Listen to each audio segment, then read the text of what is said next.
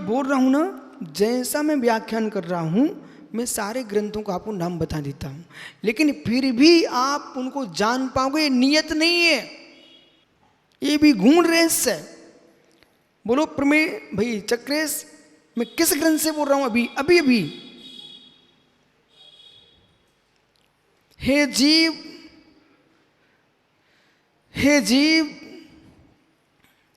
हे ज्ञानी,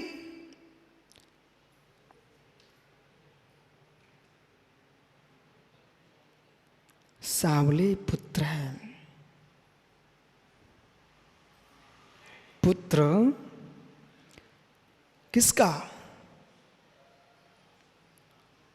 पुत्र किसका? मैत्री तनया सांबलेयम।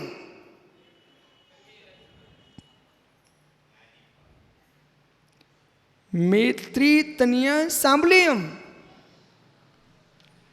विजय, कुछ भी हो, एक बार जीवन में चाहे घर छोड़ के आना पड़े, न्याय देव का पढ़ ले मेरे से।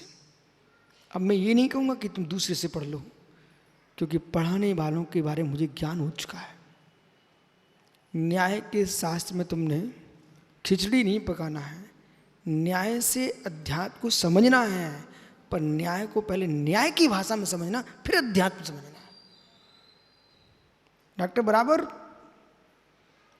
अब देखिए कि प्राचार्य जी, सिद्धनाथ जी, ठीक है, बुजुर्ग विद्वान थे, इन्होंने कहा ये मैत्री पुत्र है, एक व्यक्ति की संज्ञा, महिला की, इसका बेटा सांवला है, एक पुत्र। क्योंकि सामने सांवला दिख रहा है, तो इसके जितने बेटे होंगे वे सब सांवले होंगे, ठीक है ना? सामने उसका पुत्र दिख रहा है, और प्राचार्य जी समझा रहे हैं, देख भाई ये मैत्री का पुत्र है, सांवला है, अब इसके जितने बेटे आगे होंगे वे सब सांवले होंगे, ठीक है ना? कुछ बोलो ना। हे ज्ञानी, जैसे सामने मैत्री का पुत्र है वो सांवला है, अरे ऐसे जितने बेटे जन्म लेंगे सब सांवले होंगे, ये कोई नियम नहीं है। मैत्री का पुत्र होने पर भी, एक ही मैत्री के पुत्र होने पर भी एकत्व भूत नहीं है। विजय, आपके भाइयों में अंतर मिल जाता है, आप सांवले हो तो भाई का गोरा मिल जाए, है कि नहीं? है कि नहीं? ये अंतर क्यों आ गया? इसी प्रकार से हे जीव, शब्द समानाधिकरण होने पर भी अर्थ समानाधिकरण नहीं होता। मैत्री का पुत्र ये भी है, मैत्री का पुत्र ये भी है, पर एक सांवला है तो सारे सांवले होंगे, ऐसा नियम नहीं है, अर्थ समानाधिकरण अलग हो गया। इसलिए जो जो शब्दों से कथन चल रहा है वो कोई पदार्थ नहीं है, पदार्थ के लिए ही शब्द का प्रयोग है। शब्द का प्रयोग पदार्थ के लिए है, वाचक वाचक है, वाच्य वाच्य है, वाच्य वाच्य है, वाच्य वाच्य है, वाचक वाचक है, वाचक भिन्न है, वाच्य भिन्न है। शब्द वाचक है, शब्द वाच्य नहीं है।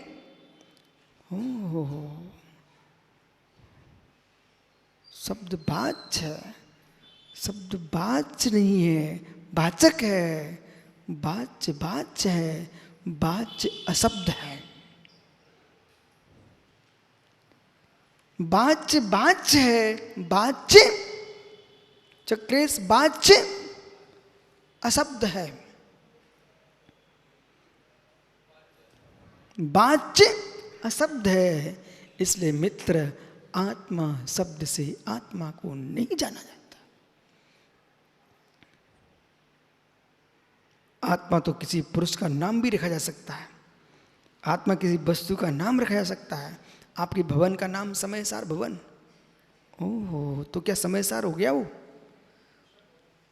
इनके सोलापुर में, पंडित जी के सोलापुर, डॉक्टर मेहता के सोलापुर में सोहम भवन लिखा है।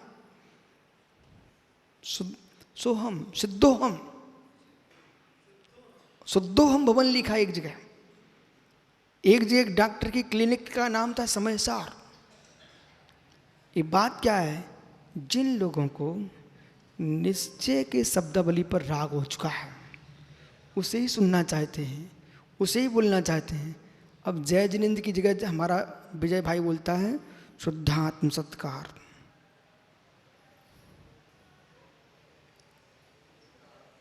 ये शब्दों से, राग से भरे शब्द हैं। एक पहचान है आपकी, आपकी पहचान नहीं है इसलिए तुम ऐसा बोलते हो। जिसको आप अपनी पहचान हो जाएगी, वो मित्र इस पाखंड से दूर हो जाएगा।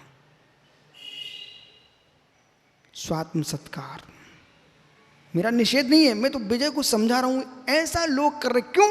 यहां खोज करो विजय, कहीं ना कहीं शब्दावली के हम रागी हैं, वस्तु स्वभाव से कोई प्रयोजन नहीं है। स्वात्म सत्कार में न आप शुद्धात्मा हो, न जिसे तुम कर रहे हो वो शुद्धात्मा है, क्योंकि हाथ जोड़ने वाले शुद्धात्मा होते नहीं हैं। शुद्धात्मा में हाथ ही नहीं होते। अब बोलो कुछ आगे। शुद्धात्मा में हाथ ही नहीं होते। शब्दावली के रागी हो।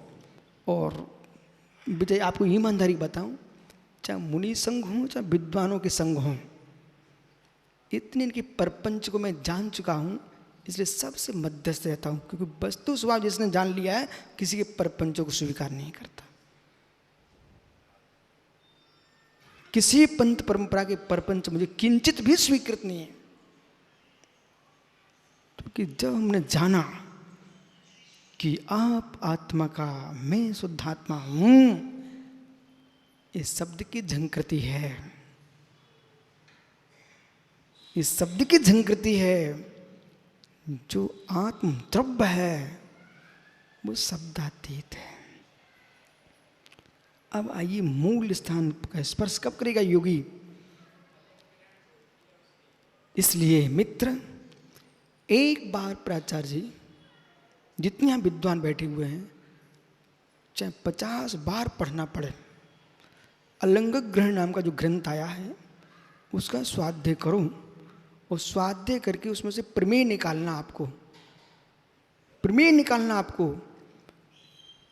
अनुमान नहीं, अनुमेय नहीं, उपमान नहीं, उपमेय नहीं, वाच्य नहीं, पर से वाच्य नहीं, वाचक नहीं। आत्मा अलंग ग्रहण है। इस व्याख्या को तो उपनिषद में भी किया गया, लेकिन व्याख्या का सम्यक व्याख्या जो विस्तार में किया है वो अमृतचंद्र स्वामी ने किया। अलंग ग्रहण की व्याख्या काटोपनिषद में भी आई है। अलंग ग्रहण की व्याख्या कुंद कुंद ने अपने प्राय करके अधिकांश ग्रंथों में दी, लेकिन रहस्यमयी व्याख्या इसकी की है अमृतचंद्र स्वामी ने। ऋषिमरूम गंधम अवतबम चेदना गुणम सद्धम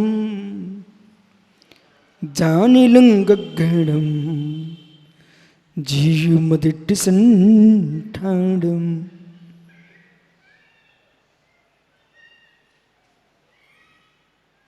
ज्ञानी उस स्थान तक चले जाना संजय, यदि आपको मेरे प्रवचन सुनने में आनंद आना प्रारंभ हो चुका है, आपको मेरे शब्द सुनने में आनंद प्रारंभ हो चुका है, इसे आप आत्मा की अनुभूति मत मान बैठना।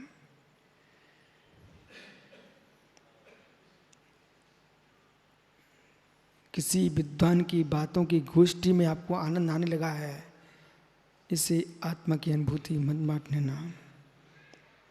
जो परम ब्रह्म है वो गोष्ठियों के मध्य नहीं रहता है, वो निज में गोष्ठी करता है।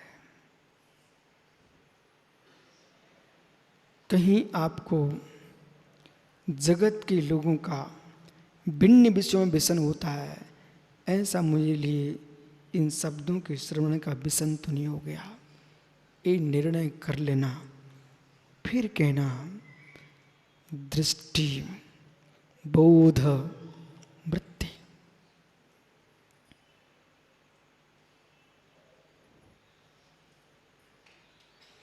जब भैया परम ब्रह्म में लीन होता है, एक भी शास्त्र नहीं होता वहां,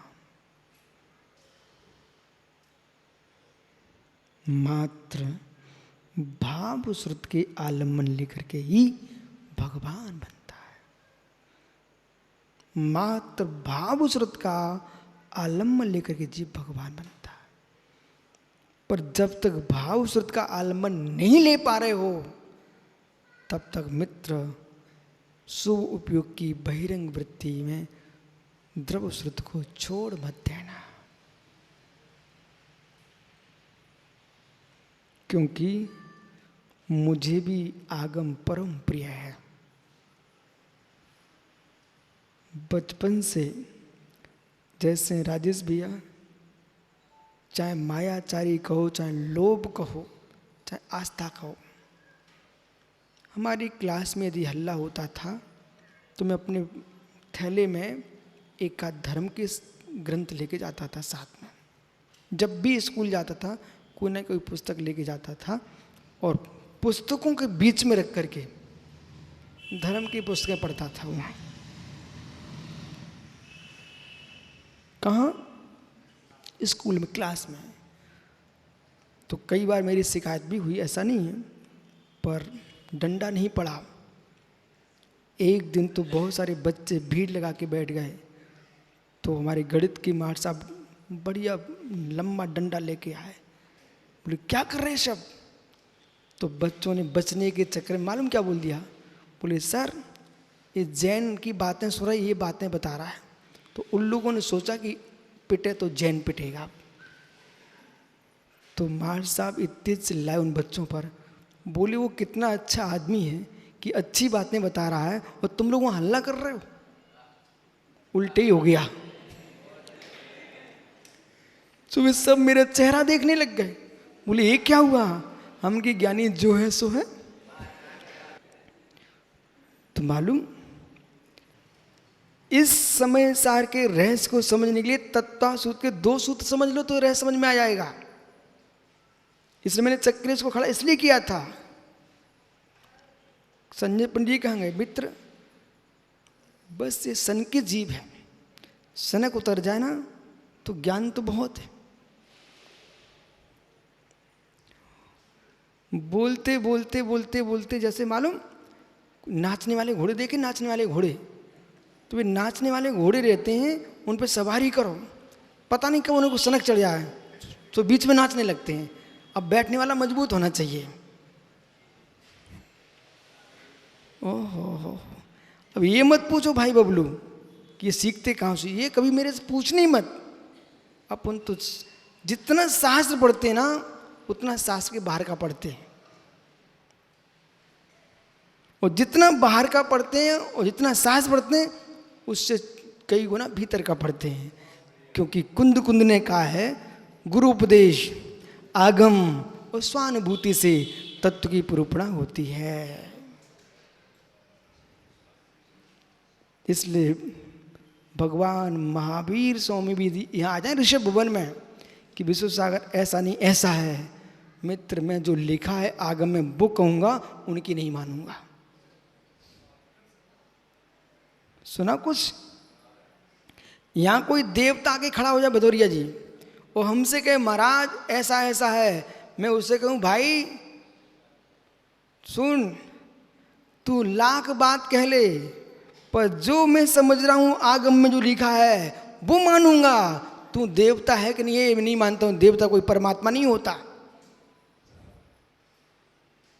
एक व्यक्ति पे देवता आ गए, कहता मैं सर्वाह सिद्धि से आया हूँ, हम पगले भगे यहाँ से। सही बात बोल रहा हूँ स्पष्ट।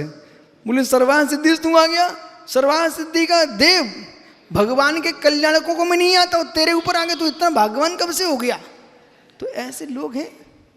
अच्छा, जनता होती भोली, वो तो भदौरिया तुम्हें यहाँ आकर मालूम, आपको लग रहा है कि हम सरल हो रहे हैं, सही बताऊं ना, आप कठोर हो रहे हो। ये भी पक्ष सत्य है। आप लोगों को लग रहा है हम सरल हो रहे हैं, आप कठोर हो रहे हो।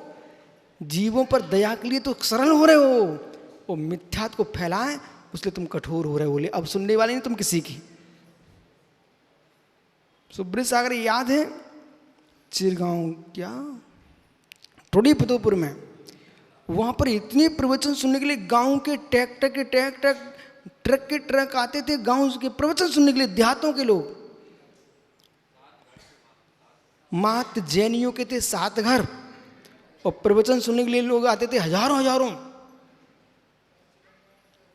अब वो प्रवचन हो चुके, मेरा बिहार हो गया। इसके बाद कोई विद्वान वहाँ आया, उसने कथा सुनाना शुरू किया। तो वहाँ उस गांव के जो सुनने वाले श्रोता, बहुत सारे क्षत्रिय ब्राह्मण, बहुत सारे लोग सुनने आते थे। वे खड़े हुए, उनमें से एक, पहले तो पंडित साहब बोले, अभी तक मैं आता था बहुत भीड़ लगती थी, ये लोग क्यों नहीं आ रहे? एक शर्मा जी खड़े हो गए वहाँ, बोले पंडित साहब अब कछु मत पूछो। बोले बताओ भाई लोग आ क्यों नहीं रहे? बोले पंडित साहब कछु मत पूछो। तो जब भी बार बार कछु मत पूछो, बोले बताओ भैया क्या हो गया? बोले बात ऐसी है, हमने आत्मा को सुन लिया है, तो कथा पसंद नहीं आ रही।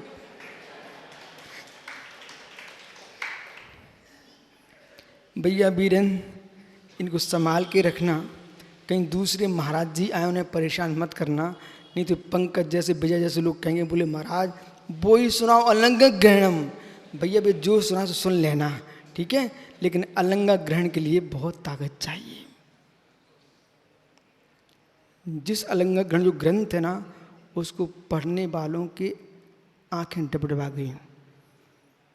जो प्रकाशन करते थे ना आजाद भैया इंदौर वाले, वे मेरे से बता रहे, तो महाराज पता नहीं क्या है इसमें। इसलिए एक बार जीवन में अंतिम श्वास निकलने तक पढ़ लेना, ठीक है। कौन सा ग्रंथ? अलंग ग्रहणम। जाओ, अभी ज्ञान नए, क्रिया नए चल रहा है, ठीक है, आगे पुनः चर्चा करेंगे।